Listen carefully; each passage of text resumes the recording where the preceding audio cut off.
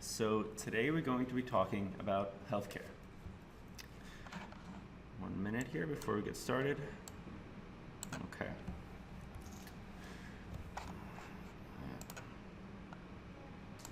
Okay.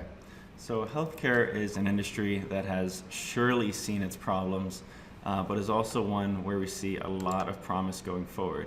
In this report, we're going to be taking a look at some of the cutting-edge developments in healthcare and the startups behind them that are just beginning to impact the world. This presentation is going to be divided into 3 segments. We're going to cover innovations in medical devices, digital health, and biotechnology. And then within each one of those, we're going to be covering 3 sub-segments. So in digital health, for instance, we're going to be focused on intelligent drug design, skin as a platform, and be sure I will explain what we mean by that, as well as blockchain-enabled hospitals. In biotechnology, we'll be covering CAR T-cell therapies, RNA therapies, and anti-aging therapies. And we'll finish up with medical devices, in which we'll be covering bioprinting, neurotechnology, and handheld diagnostics, also known as point-of-care diagnostics. So how did we actually decide on the trends that we're going to be talking about today? Well, a large part of it was just by using the CB Insights Trends tool. We use that on the platform to track media attention to different topics. So for instance here, if you look towards the right side of the graph, you see interest in CAR T-cell therapy and blockchain, especially as it relates to hospital use or medical applications, seeing huge upswings in media mentions and media activity just over the past year and a half. We're also seeing rises in artificial intelligence as it relates to drug discovery and drug design, neuroprosthetics, and bioprinting, that is 3D printing human organs. So let's dive in here. We're going to get started with trends in digital health. Global digital health equity funding has reached about $28 billion over 4,455 deals since 2013 alone. And startups are not the only ones innovating in this industry. As we see here, Bernard Tyson, who's the CEO of Kaiser Permanente, is very bullish on the use of artificial intelligence assisting medical practices. So now we're going to dive into the first trend in digital health, that is intelligent drug design. And what do we mean by that?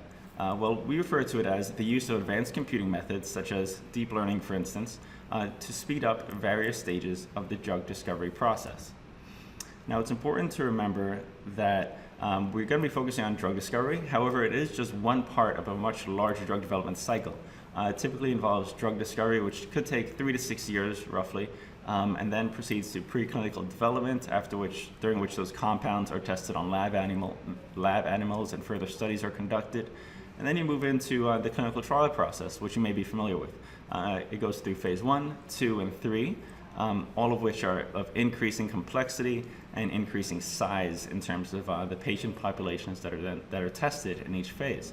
It finishes up with FDA review, which could take quite a while in some cases, and finally you end up with one FDA-approved medicine. Now there's a lot of complexity that goes on here, however we're going to be focused just on the drug discovery phase.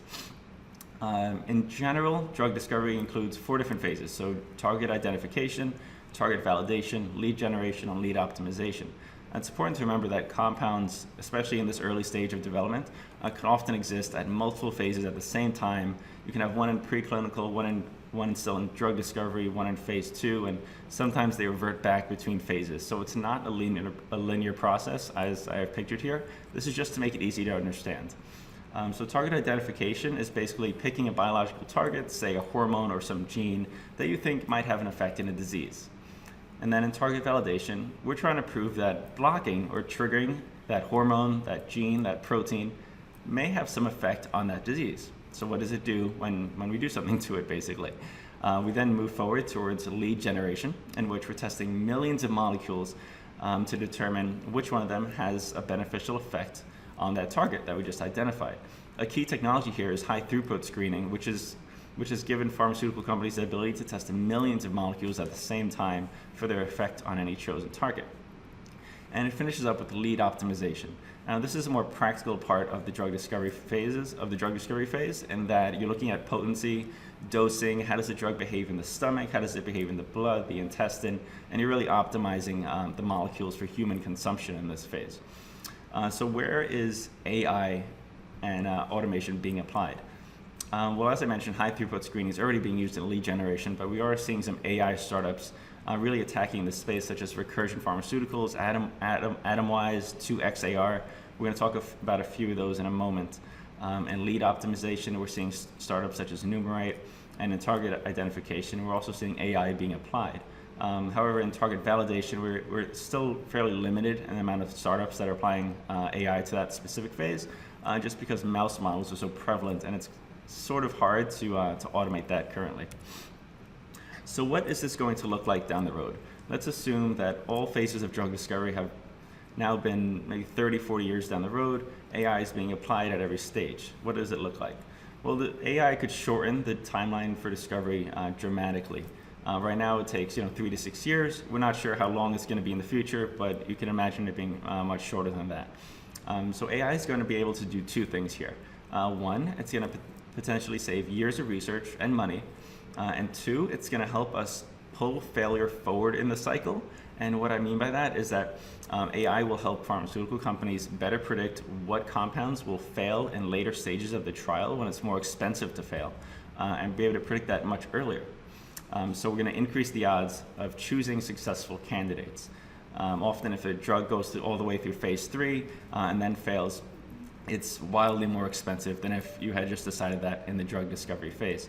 One note here, I just want to mention that if AI is not discounting the difficulty and the necessity of fundamental laboratory research, and the two cannot be separated. It's simply going to help us make decisions faster. So now, while the basic science providing the foundation to the discovery and development of drugs is often initiated in labs, sometimes in universities, it's important to know that it's really a wide patchwork of industries and different entities that help bring a drug to market. We're going to focus just on startups, but the network really includes pharmacists, marketers, hospitals, clinical trial sites, regulatory bodies such as the FDA, as well as investors and researchers. So let's dive in to startups. The first one we're going to mention is Benevolent AI. They've received about $141 million at a $1 billion valuation. Benevolent AI is based in London, and they use AI to mine biomedical information from clinical trials or academic papers in order to find molecules that have failed in clinical trials but may have potential in other disease states.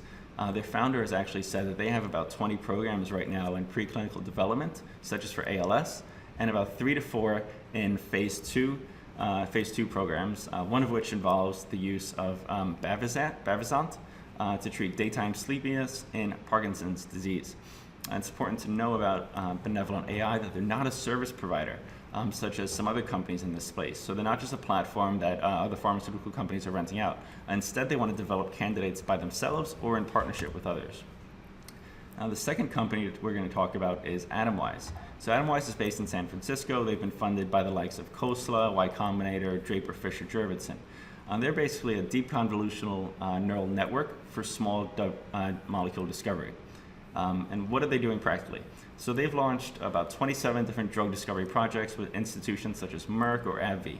And their founder, the CEO, has mentioned that the company is already earning revenue.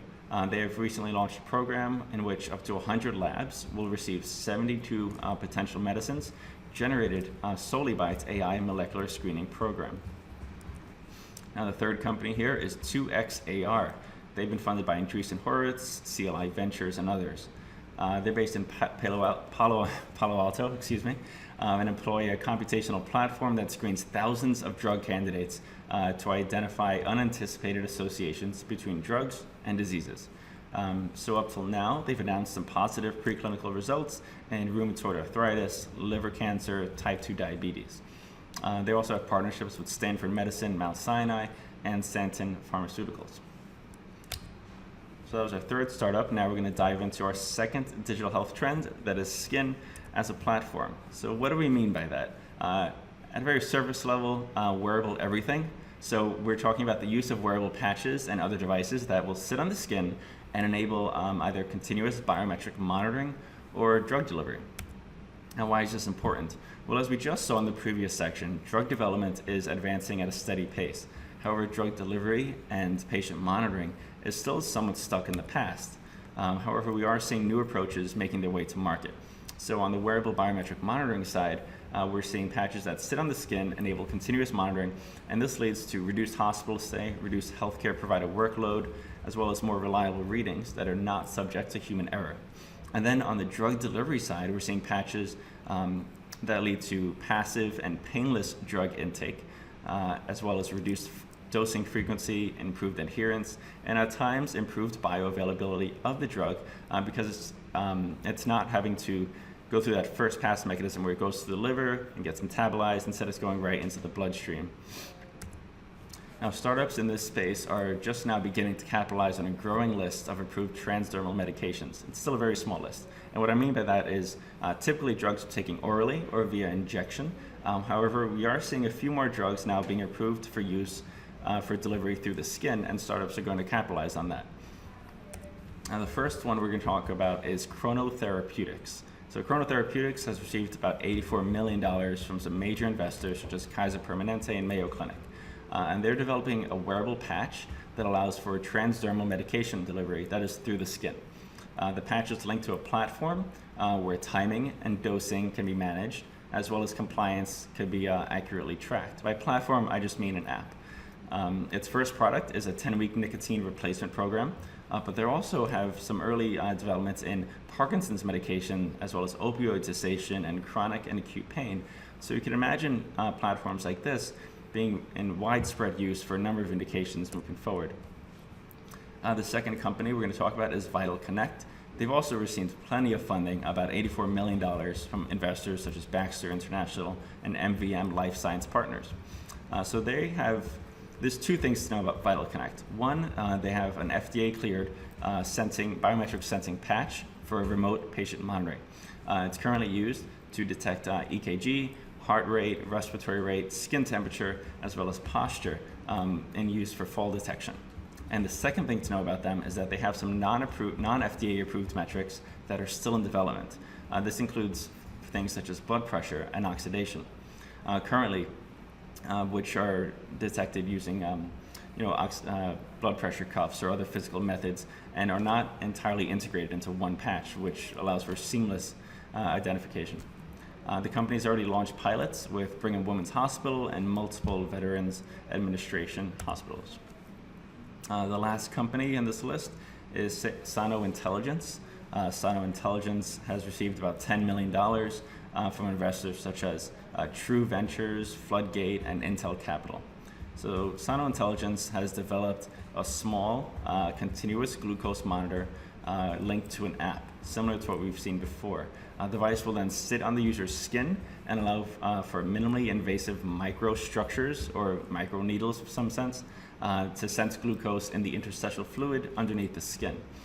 The company initially plans to offer an over-the-counter product for people without diabetes, but then will seek an FDA approval in the future. We imagine that the reason they're choosing this go-to-market strategy is just because of the difficulty of seeking FDA approval, and if they can launch without it, that may allow them to have some early traction with customers and kind of build a name recognition before seeking FDA approval for the diabetic market, as well as reimbursement once they get FDA approval. Okay, so the third digital health trends we're going to mention now are blockchain and enabled hospitals. This is probably something a lot of you have already heard of.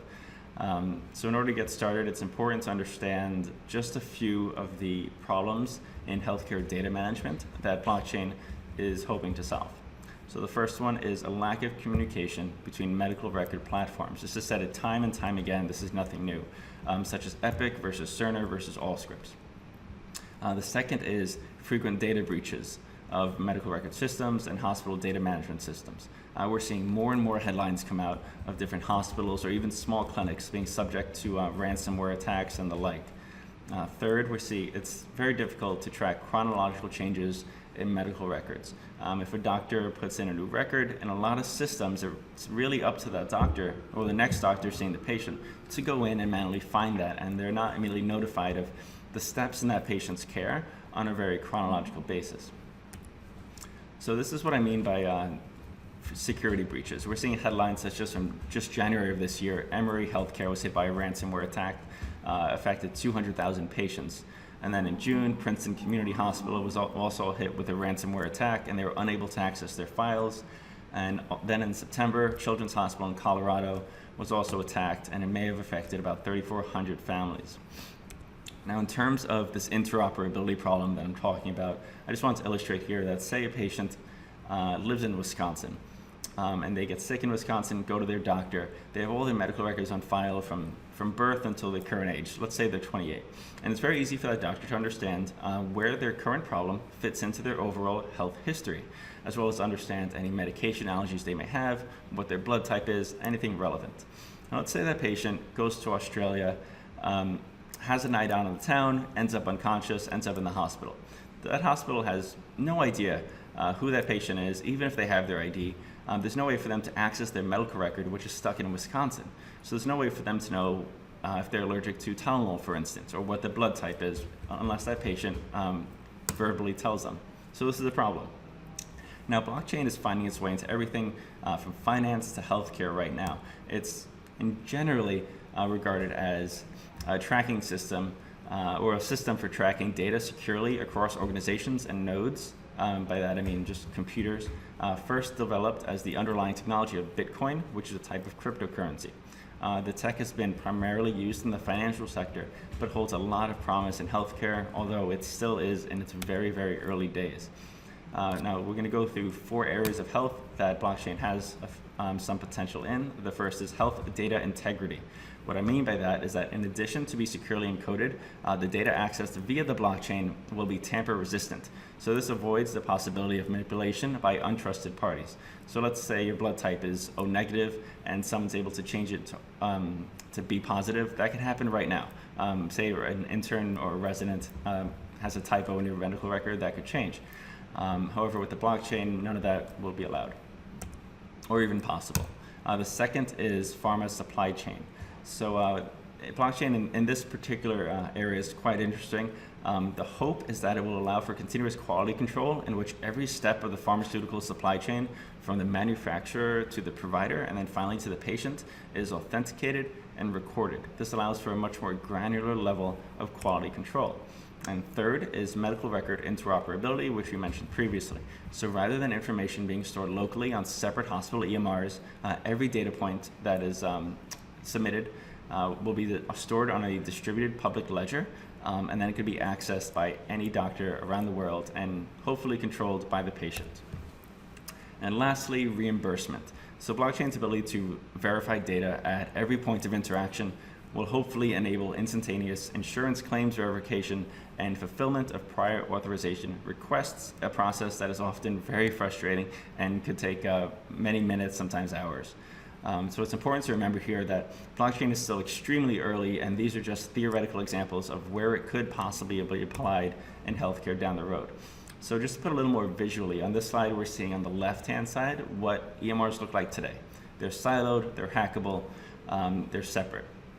Now moving on over to the right side, tomorrow we're going to be seeing decentralized protected networks of hospital systems. Now let's dive into who exactly is working to make this possible. First company we're going to talk about is Patientory. They received about $7 million from multiple angel investors as well as the Boomtown Accelerator. They're based in Atlanta, and their goal is to build a blockchain-powered health information exchange in order to enable EMR interoperability and faster claims processing. An interesting thing about them is they've also developed a digital currency called Ptoy. This will give users access to the platform to store secure healthcare information. And they'll be given an allotted amount of space initially, after which Ptoy will need to be purchased to receive extra storage. It's yet to be seen whether this is a sustainable model, because it is still very early days. So it's pretty exciting to see where this goes down the road. The second company we're going to talk about is Gem. So Gem's received about $10 million from RE Ventures, Baroda Ventures, Tecton Ventures, and many others, and First Round Capital, and a few others. So Gem develops blockchain applications for healthcare and supply chain management. It's developed something called the Gem Healthcare Network, in which it's adding security via permissioned blockchains in which the patients control access, and a shared ledger system where every new change is recorded. An interesting note about Gem is that they've partnered with Philips to explore how blockchain can support something called a patient-centric approach to healthcare.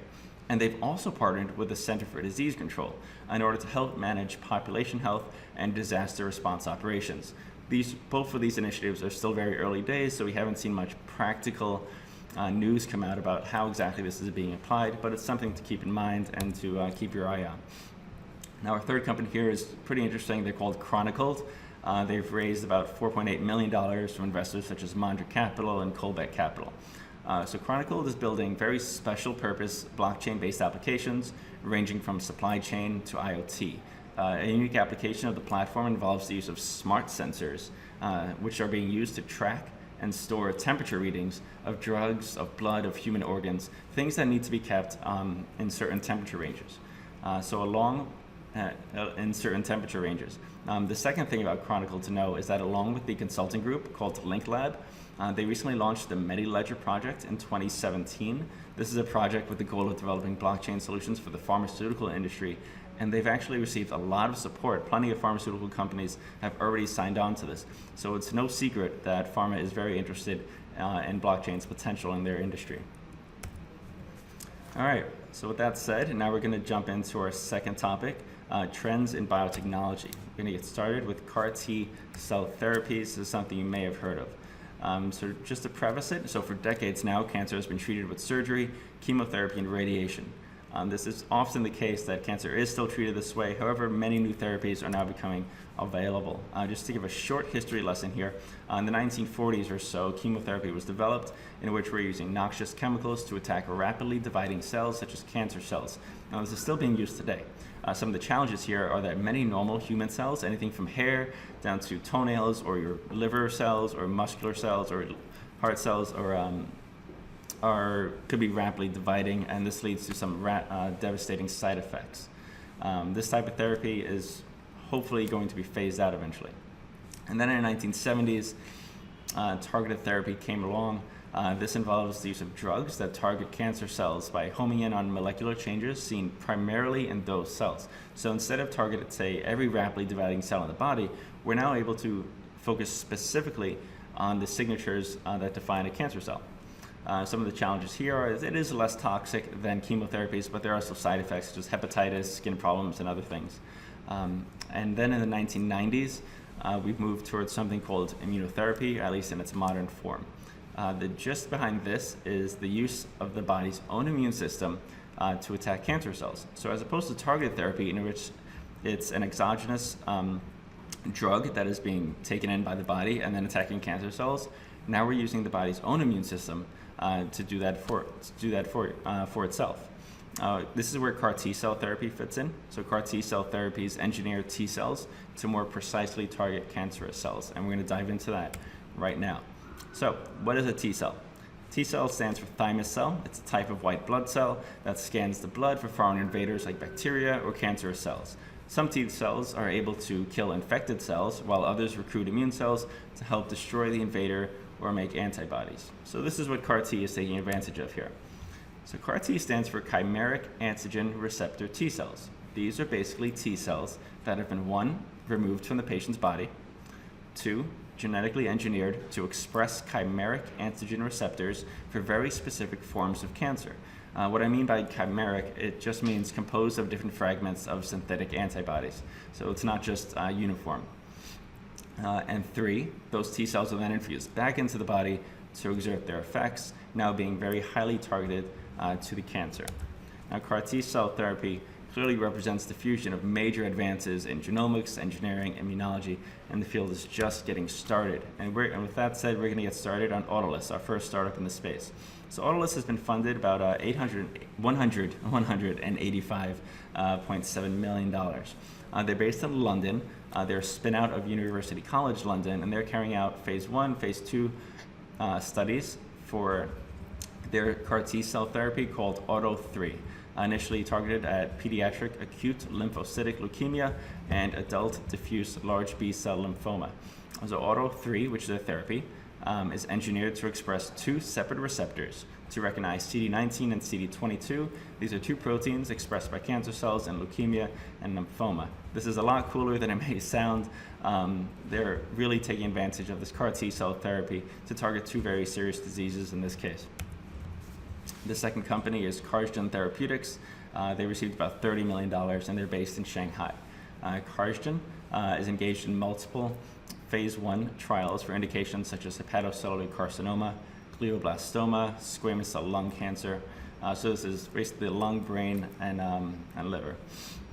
The company has also entered phase 1 clinical trials in August of this year, so not too long ago, for its CAR T cell therapy for gastric and pancreatic cancers. That graph you may see on the top right is where the company currently has trials. It currently is engaged in trials, so you see them kind of distributed around the world. Tilt Biotherapeutics is our third one. Tilt is based in Finland, has raised about $10.7 million, and they're developing oncolytic viruses for the enhancement of T-cell therapies such as CAR T. So their technology may have the potential to overcome some of the obstacles in the treatment of solid tumors, which is an area that has to this date lacked significant results. Their lead candidate, which they call the TILT-123, is a tumor necrosis factor IL-2 armed oncolytic virus and will begin phase 1 trials in early 2018. The therapy is going to be used to enhance something in the body used to called tumor infiltrating lymphocyte and CAR T cell therapies, among many other cases. This is a very interesting company. I know we get into a little weeds here, but their approach is fairly unique, and it's not something that we covered in the past two companies. That is the use of oncolytic viruses to enhance T cell therapies such as CAR T. So that would really be the takeaway here. All right, now we're going to dive into our second biotech trend, that is RNA therapies. So what is RNA? Our RNA stands for ribonucleic acid. It's a derivative of deoxyribonucleic acid, that is DNA. When you think of DNA, you think of a double helix. RNA is basically the same thing, except think of a single helix, so one strand instead of two, and a few of the base pairs have been replaced with different letters, which is irrelevant for our purposes. RNA's primary job is to make protein. Now, protein is seen in your hair, in your fingernails, in your liver muscle, in your lung tissue, everywhere throughout the body. So you can imagine if there's something wrong with RNA production, there's something wrong with protein production, and that could result in many different diseases. Here we see a list of diseases which could potentially be benefited by startups targeting this process. Cystic fibrosis, to name one, Huntington's disease, phenylketonuria, also known as PKU, as well as heart disease, and many, many more diseases reflect problems with RNA and protein production. Now, therapies targeting and or using RNA in different ways, we're going to get into in a moment. Now, but it's important to know that they're doing this in two different ways primarily. There's many different ways to target RNA, but we're going to talk about two here. One is the ability to use RNA as a drug, and one is RNA interference. So in the first case, we mean some companies choose to use RNA, mRNA, which is a special type of RNA called mitochondrial RNA, in order to supplement the mRNA already in the body cells. So this mRNA is then used to induce protein production and cure disease. Now, the second one is RNA interference, also known as RNAi. This involves designing small inhibitors of gene expression that neutralize the body's RNA template for a specific disease-causing protein. Just to summarize here, so when I say using RNA as a drug, what I mean is companies supplementing the RNA already in the body in order to induce protein production and cure disease. When I say RNAi, I'm meaning companies that are designing inhibitors of RNA function to typically reduce protein expression. Now, as you see here, the use of RNA is not new. However, we are seeing a lot of developments recently in the sector, such as AstraZeneca, Shire, not to mention Merck, are all upping their investment in RNA medicine startups or in their own RNA pipeline. Now, the first company we're going to talk about is Moderna Therapeutics. Moderna has raised about $1.34 billion from investors ranging from DARPA to Merck to AstraZeneca. They're developing a pipeline of mRNA-based vaccines. Their platform actually delivers mRNA into the body cells, which then in turn produce proteins, as if the body was infected by a virus. So this is kind of that first method that we talked about on the previous slide. Now, the body is then using these proteins as if they were infected by a virus in the future to mount an immune response. The company has already several early-stage vaccine studies underway, including areas such as influenza H10, influenza H7, also known as the flu, and Zika virus. The second company we're going to talk about is Translate Bio. They've also received a lot of funding from Atlas Ventures, SR1, Monsanto, Pfizer, Partner Innovation Funds, Shire, Merck, many different pharma companies in there. So Translate Bio is developing RNA therapies to treat diseases caused by dysregulation of gene expression. The company has developed very new mRNA designed, very novel, I should say, type of mRNA that's designed to enable production of intracellular proteins that will then be secreted outside of the cell. So this is also similar to the first approach of RNA, which we talked about previously. It has a couple lead programs, one in cystic fibrosis, one in OTC deficiency, and they're expected to begin phase 1 trials early next year. Third company we're going to talk about is Arrakis Therapeutics. Arrakis has also been funded by some major pharma companies, Celgene, Pfizer, as well as investors such as Canaan Partners and Osage University Partners. Arrakis is developing a pipeline of small molecule inhibitors of RNA function. It has 2 discovery platforms, one called Tryst and one called Pearl SEQ. These basically combine bioinformatics, assays, and chemical libraries to identify clinically relevant RNA targets to treat disease. So a major focus of the company is mRNA, as we saw previously. This comes up time and time again, particularly those that encode undruggable proteins or require oral bioavailability, meaning you take the drug orally, or that go through the blood-brain barrier in the brain, or require frequent dosing. These are all difficult things to achieve with current RNA therapies, and they're working to eliminate those barriers, which is really interesting. All right, so now we're going to dive into our third and final biotechnology trend, that is anti-aging therapies. So why are we talking about this? Well, it's no surprise that 100% of animals grow old, and the biology of aging is not well understood, because if it was, there would be many more treatments for the process in the market.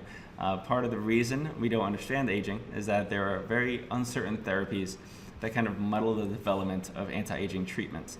These range from cellular senescence, which we're going to go into in a second, telomere shortening, DNA methylation, reactive oxygen species. If you want to read more about this, there is a little bit more on the slide. I won't go into it here, but we will talk about that briefly with some of the startups.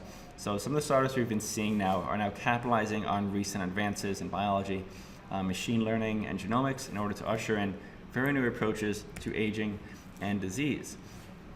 Just to lend some credibility to this idea, published in September in the Journal of the American Geriatric Society, the Mayo Clinic and the Scripps Research Institute stated very clearly that interventions that target the fundamental aging process could potentially transform geriatric medicine by enabling the prevention and treatment of multiple diseases and various deficits.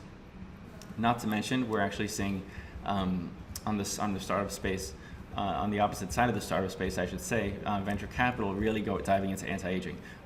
Recently, we saw the first VC fund dedicated to advancing anti-aging research. This is called the Longevity Fund, and their takeaway is that they're asking questions on the frontiers of biology, and their goal is to invest in early-stage biotech companies working in anti-aging and extending the human lifespan, or health span. The first company we're going to talk about is Unity Biotechnology. They're one of the big names in this space. They received investment from the likes of Bezos Expeditions, which is Jeff Bezos, Mayo Clinic, Arch Ventures, Venrock, and many others. So Unity Biotechnology develops medicines to prevent, halt, or reverse diseases of aging. Unity is primarily focused on the elimination of senescent cells. What I mean by that are cells that are non-dividing, so they're stopped replicating, and this is a type of cell thought to contribute to the overall aging process. Now, in animal models, the company has already demonstrated that eliminating these non-dividing senescent cells is able to reverse or prevent a wide range of diseases such as osteoarthritis and atherosclerosis. The company has moved about 90 different candidates into clinical trials and has developed 13 FDA-approved medicines. The second company to talk about is CellAge. So CellH is based in the United Kingdom, and they're a very early stage therapeutics company, also building a senescent cell targeting system. So the company is developing a cell-specific promoters, which are basically DNA sequences that regulate gene expression, that it believes are more accurate than those currently on the market. So part of their goals include the creation of two systems. One, something called senescence, which is a system for detecting these non-dividing senescent cells. And two, what they call Sena-Health. This is more geared towards their removal. The company has actually, even though they are early stage, they're already conducting research in partnership with a synthetic biology giant called Synpromics. Now, the third company is BioAge. BioAge has been funded by major investors such as Andreessen Horowitz, AME Cloud Ventures, Caffeinated Capital, Elon Gill, and many others. BioAge is slightly different from the other ones. However, they are still an early stage drug discovery as well as machine learning startup. So their platform is built in part with data from the Estonian Biobank. This is basically a collection of 52,000 different donors, which it is using to sift through various different data such as proteomics or genomics, as well as medical records. And they're primarily focused on diseases where aging is considered to be causal, such as Alzheimer's disease, with a long-term goal of addressing aging itself.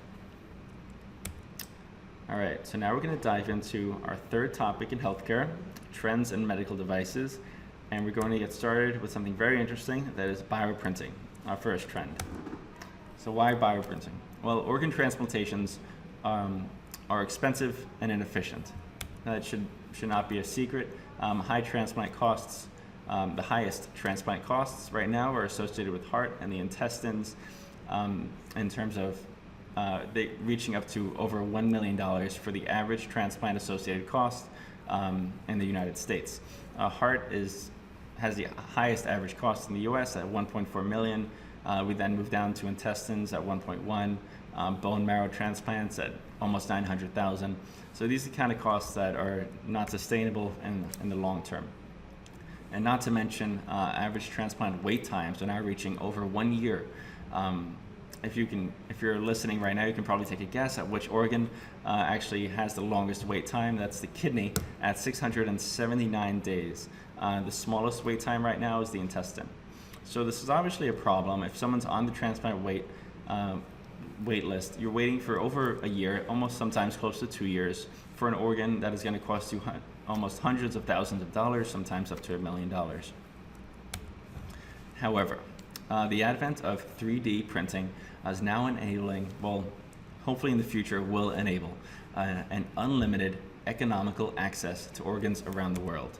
Now, the first company we're going to talk about that is very early in this space is BioBots. They're based in Philadelphia, and they develop software, hardware, and wetware, meaning reagents and other lab materials, for the fabrication of living tissues.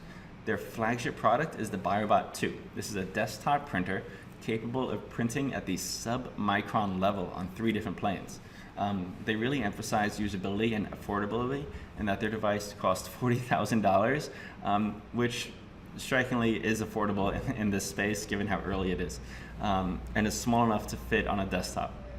So while the printer cannot print whole organs for now, it is being used to print smaller model organs, which are being used in drug testing and research, and that's something that's going to keep coming up in this space, and something to keep in mind. A lot of these early stage companies are really focused more on drug testing and research, because that's where they can really recoup some of their revenue. Now, the second company to mention is Prellis Biologics. Prellis Biologics has developed a 3D laser printing method of building the microvasculature, so that's the very small blood vessels, and layers of tissue with single cell precision. So instead of printing a single letter on, say, Microsoft Word, you're printing a single cell. So their goal is to build transplantable human organs and tissues. The company is initially working to print the insulin-secreting cells of the pancreas, which become problematic in conditions such as diabetes. And they're also developing a process of printing human lymph nodes capable of immune responses and antibody generation. Now, an interesting thing about Prellis, is that they've actually gone on record saying they think they can make a kidney within the next 4 to 6 years. They think it'll take a couple months to print an actual kidney, and it'll cost something to the tune of about $80,000. The third company to mention is Aspect Biosystems. Aspect develops hardware and software to enable the customization of 3D tissue design. So they developed something called Lab on a Printer technology, which is a disposable and modular cartridge that can accommodate many different bioinks and the biofabrication of different kinds of 3D tissues. An interesting thing to remember at Aspect is that they've already partnered with Johnson & Johnson to develop bioprinted knee meniscus tissues. And they've been funded by the likes of Endure Capital, Palisade Ventures, Pangea Ventures, and many others. All right, so now diving into our second medical device trend, neurotechnology. So medicine has long been limited by an inability to interact with the nervous system. However, that's changing. So just to take you through a short timeline of neurosurgery, as simplistic as we can possibly get. In the past, we had a very poor understanding of neurological anatomy. We had no neuron monitoring tools, and we had no ability to associate disease with very specific parts of the brain. So today, we've mastered general neurological anatomy. However, we do have a fairly limited understanding of some of the details. We are now able to geolocate disease areas of the brain and repair with implanted devices or surgery.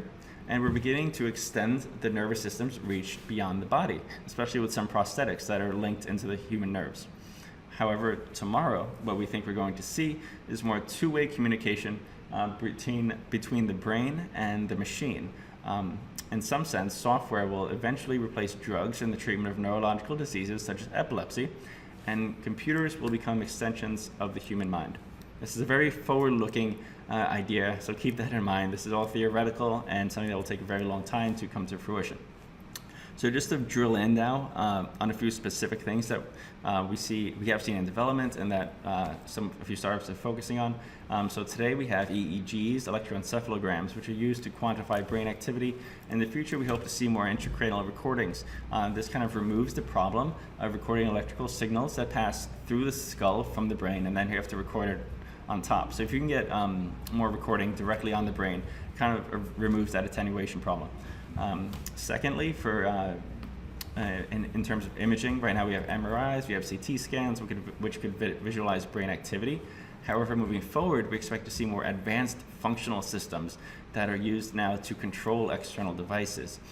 Just to summarize here, we're also going to be seeing some prosthetics that enable more two-way sensory feedback mechanisms, which will enable fast, precise movements and just improved ability to feel using the prosthetic, so that it's a very seamless connection from the human to the machine. And very, very forward-looking. We're thinking, we've seen some startups thinking of downloadable memories on external devices for future retrieval. So these are not made up. We have been seeing these in the space, and it's something to keep an eye on. It's certainly interesting. The one company we're going to start with is Kernel. So Kernel's been funded with about $100 million by entrepreneur and multimillionaire Brian Johnson. So Kernel is focused on one thing, and that is augmenting human intelligence. They're aided by researchers from NYU, MIT, Columbia, Northwestern, and some other universities. The company is developing its own hardware and software to treat neurological diseases such as epilepsy, dementia, and Alzheimer's.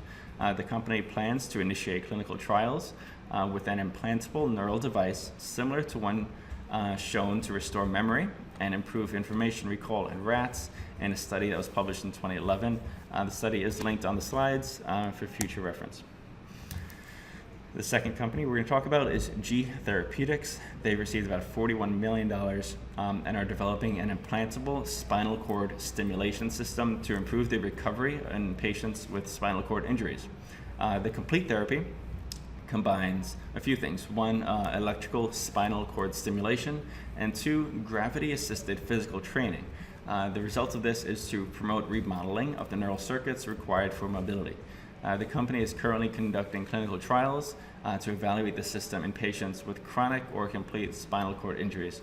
So this company is quite interesting because we're seeing this more and more, this kind of seamless integration of man with machine in order to not replace body parts, but augment them and improve either rehabilitation or the current functioning of the human body. Now, the last company we're going to talk about is Synchron. The last company in this sector. They've been funded with $10 million from DARPA, U.S. Department of Defense, and neurotechnology investors. So Synchron is developing an implantable device called the Stentrode system. This will allow paralyzed patients to achieve direct brain control of mobility assistive devices. Their Stentrode device will pass through the brain blood vessels and implant in the brain.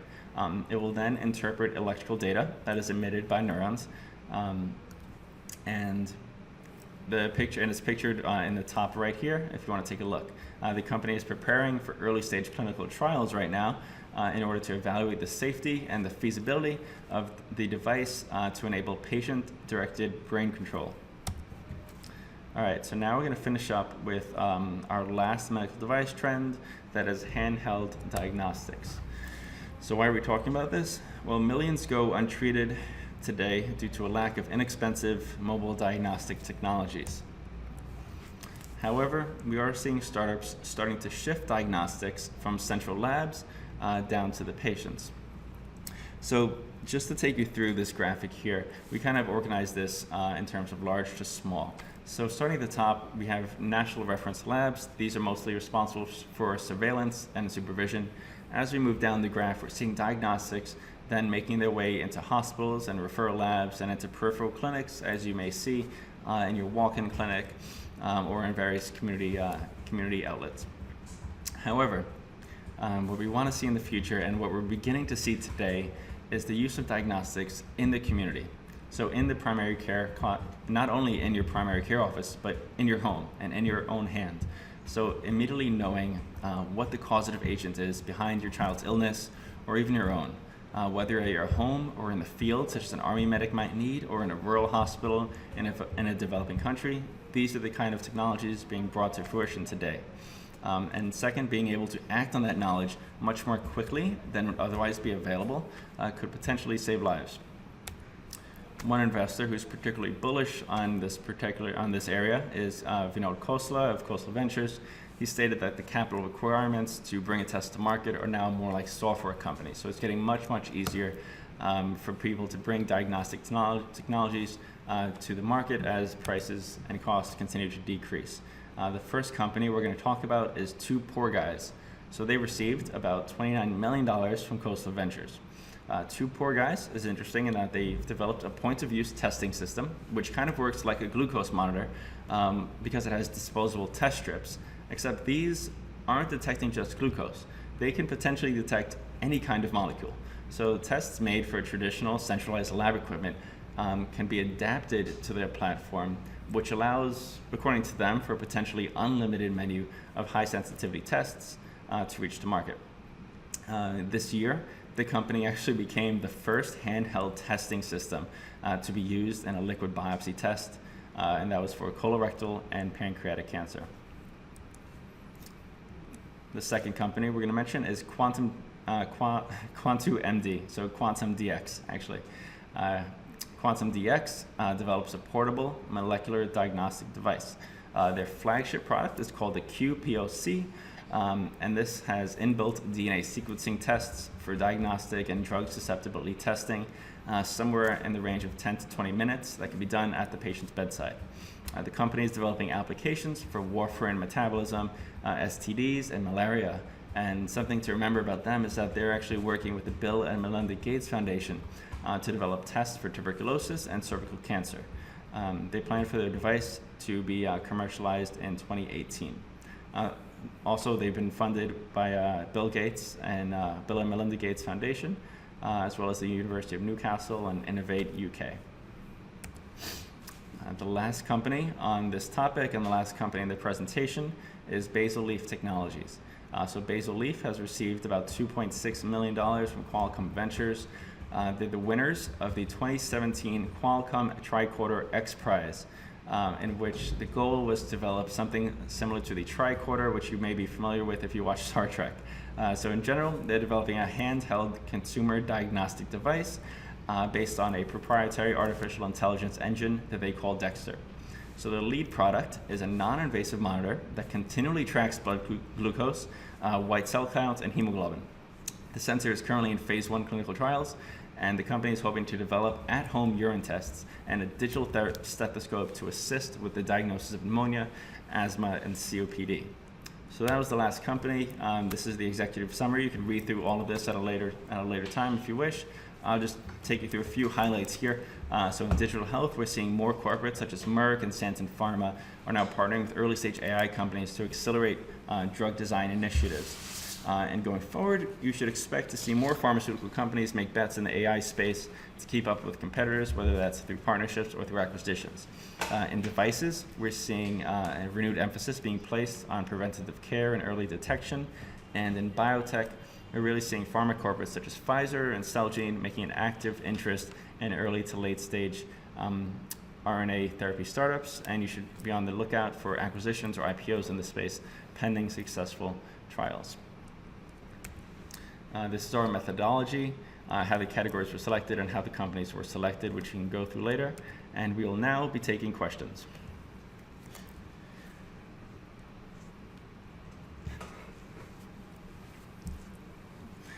Okay, we have a few here. The first one is interesting. The first one here is, what products or services are companies like Calico hoping to commercialize? So I think this was targeted towards the anti-aging section. So for those who aren't aware, Calico Life Sciences is a division of Alphabet, also known as, which is the parent company of Google, and they're focused on preventing aging. They're formed about 4 years ago. And to answer your question, the company has a number of partnerships in play, but nothing has really been commercialized yet. It's important to know that Calico, when it was founded, they were formed with the specific vision of being kind of a long-term company, so it's going to take a while. That kind of long-term vision is really being enabled by Alphabet's highly capitalized position and ability to take risky bets and take their time. One of the partnerships, their most recent partnership, is actually with a company called C4 Therapeutics, and their C4 is focused on discovering protein degradatory molecules, which could potentially be used as therapies. I believe in that partnership, C4 is going to do all the core lab work, and then Calico is going to lead clinical development and commercialization. All right, so unfortunately we only have time for one more question here. This one is about drug discovery and how AI, so what stages of the drug discovery process does AI have the most potential to improve? This is a complicated question. I'll do my best to answer. I would say in lead generation. So in drug discovery, we talked about target identification and validation, as well as lead gen and lead optimization. So lead gen is where you're really matching a molecule with a target to see what could potentially have a therapeutic effect. So this often relies on screening millions of molecules to find a match. And this is an area that's kind of perfect for AI companies, because instead of trying to form a match from molecules to the target, AI could actually be used to kind of bring it back to first principles. An example is Atomwise. So they're incorporating kind of the structural information from a potential biological target, and then using that to actually predict active molecules. So instead of just sending a million different molecules and testing them, if there's a match, they're kind of doing the structural analysis and then predicting what molecules need to be invented in order to fit that match. Recursion Pharma is another one we didn't mention, as well as 2XAR, that are also working in this space. There are many other AI companies in pharma. We're seeing big names: Merck, Johnson & Johnson, Glaxo, Sanofi, AbbVie. They're all kind of interested in this space right now. So it's going to be interesting to follow. So that's it. That's all the time we have. Thank you very much for listening. If you have any other questions, feel free to email me. And thank you again.